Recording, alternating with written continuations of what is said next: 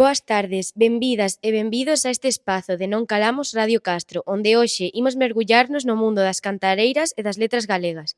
Nos micros, Lúa, Lián, Paula, Alexandra e Roi, que como cada mes traemos a Biblio unha persoa destacada do mundo da cultura. Hoxe contamos cunha convidada especial, a nosa profe de galego e ademais a nosa titora, Andrea Núñez, unha das autoras do libro Somos Pandereteiras, publicada pola editorial Xerais o 16 de xaneiro de 2025, unha obra que rende homenaxe ás cantareiras protagonistas das letras galegas deste ano. Grazas por estar aquí, Andrea. Pois moitísimas grazas a vos polo convite, estou moi emocionada de estar convosco aquí. Andrea, ti és unha recoñecida activista transfeminista, escritora e, por sorte, para nós tamén a nosa profe de lingua. Podes contarnos como xurdiu a idea de Somos Pandereteiras? Ben, pois Somos Pandereteiras xurdiu pola iniciativa de Mercedes Peón, que fai 2 anos convocounos a varias non, a decenas de, convocou a decenas de pandereteiras en Carballo, nunhas xornadas onde había diferentes relatoras, que neste caso éramos escritoras como Ana Romaní ou María Raimóndez, Susana Sánchez Arins, que, entre outras, o que facíamos era recoller o que ia saindo desas conversas, non? Entón, ao final, pois saiu este libriño de Somos Pandereteiras, pero cando se crearon estas xornadas, realmente a idea do libro non existía. Xusto cadrou que este ano, o Día das Letras Galegas, coincide non con ese recoñecemento ás pandereteiras, ás tocadoras, as que transmitiron oralmente esa literatura oral, e pensouse, non, falouse con Xerais para publicar o que xa tiñamos feito. O libro é unha homenaxe ás tocadoras e, como di Mercedes Peón no prólogo, ten a intención de mudar o propio imaxinario das representacións musicais. Andrea, por que foron estas mulleres tan importantes na nosa historia e nas letras galegas? Ben, pois porque estas mulleres anónimas transmitiron pois a literatura oral, a música do noso país. Elas foron como as gardiás, non? As que levaron a tradición oral á nosa actualidade. Mercedes refire no prólogo a necesidade de artellar formas de comunicación coas novas xeracións para non afastalas de algo tan auténtico como é sermos tocadoras. Como crees que se poden conectar coa nosa xeración?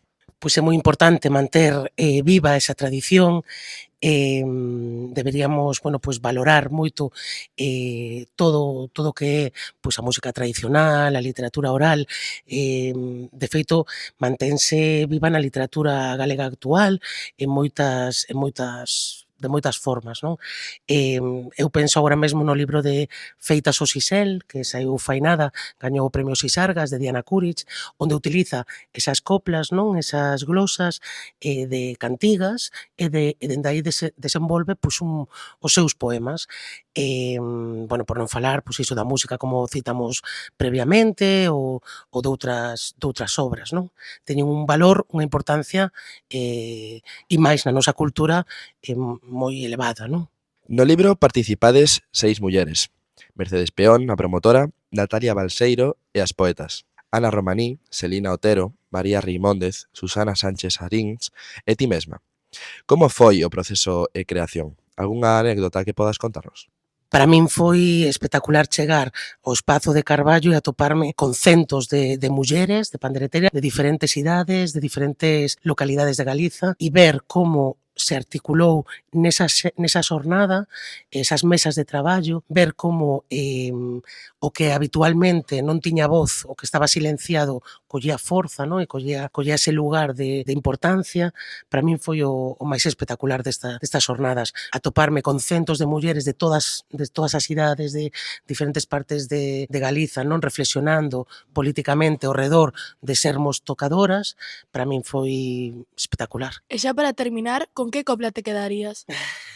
Pois voume quedar con esta copla que di: se soubera que cantando xa había de seducire, cantaría toda a noite, deixaría de dormir. Grazas, Andrea, por compartir connosco este percorrido polo mundo das cantareiras e por achegarnos a súa visión a través de Somos Pandereteiras. Invitamos a todos a descubrir este libro e a mergullarse no legado destas mulleres, que tanto contribuíron a nosas letras. Despedímonos cunha canción de Mercedes Peón, outra das autoras do libro protagonista de hoxe. Ata a próxima!